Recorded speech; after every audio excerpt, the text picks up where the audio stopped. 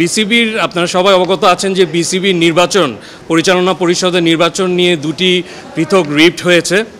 একটা রিটে অলরেডি সরকার পক্ষ স্টে নিয়েছিল এবং আমরাও অ্যাপিয়ার করে সেটার উপরে স্থগিতাদেশ নিয়েছিলাম। সেটা আজকে শিডিউল ছিল ফর হিয়ারিং। ওইটার মধ্যে একটা ইনকোয়ারি দিয়েছিল যে রিট পিটিশনাররা কমপ্লেন করেছিল যে অবৈধভাবে বা সরকারের কোনো হস্তক্ষেপে এটা তাড়াতাড়ি করে সিএমপি করা হয়েছিল কিনা তড়িঘড়ি করে, কিন্তু এটা রিপোর্টে এসছে যে এরকম কোনো কিছু হয়নি।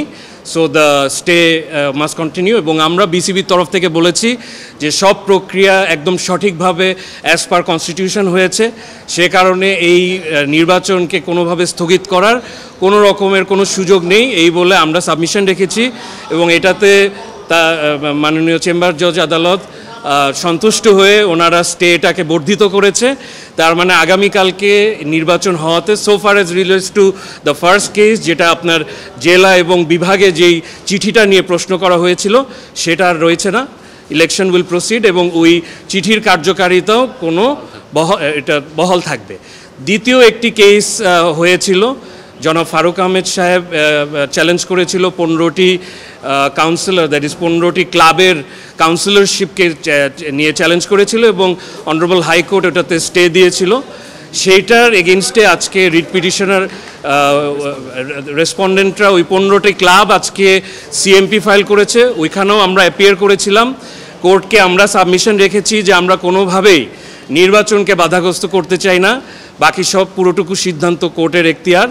কোর্ট এটা সন্তুষ্ট হয়ে ওই কেসেও স্টে দিয়েছে এবং কাউন্সিলরশিপ তাদেরকে ফেরত দিয়েছে। তার মানে এটাই দাঁড়ালো যে আগামীকালকে বিসিবির যে নির্বাচন হবে সেই নির্বাচনে ওই 15টি ক্লাব যার ভোটিং রাইটসটাকে স্থগিত করা হয়েছিল তারা ভোট দিতে পারবে। সো ফার অ্যাজ আমাদের বিসিবির তরফ থেকে কনসার্ন, আমরা নির্বাচন সময় মতন করা ইলেকশন কমিশন এবং বিসিবির এটি একটি ম্যান্ডেট ছিল এবং আমরা এটা সফল করতে যাচ্ছি ইনশাআল্লাহ আগামীকাল।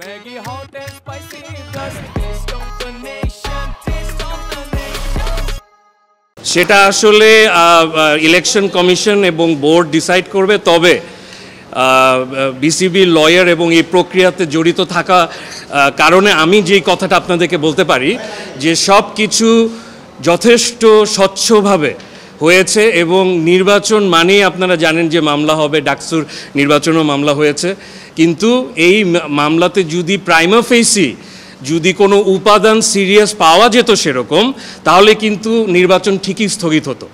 নির্বাচন যেহেতু অনারেবল চেম্বার জাজ স্থগিত করেনি, তার মানে প্রাইমা ফেসি আপনাকে বুঝতে হবে যে এই প্রক্রিয়া যেগুলোকে চ্যালেঞ্জ করা হয়েছে সেগুলো আসলে সঠিক ছিল।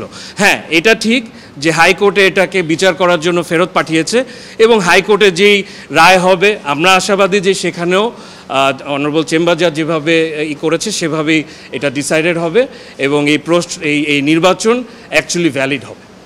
এইটা তো অভিযোগের জবাব একটাই যে এরকম কোনো কিছু ঘটার কোনো সুযোগই নেই। কোন আইন, এটা তো টোটালি একটা আইন বহির্ভূত জিনিস, যেটা করার কোনো ইনস্ট্রাকশন বা কোনো আলোচনা আমি শুনিনি, being the lead lawyer of BCB. So এরকম কোনো কিছু ঘটেছে বলে আমার মনে হয় না।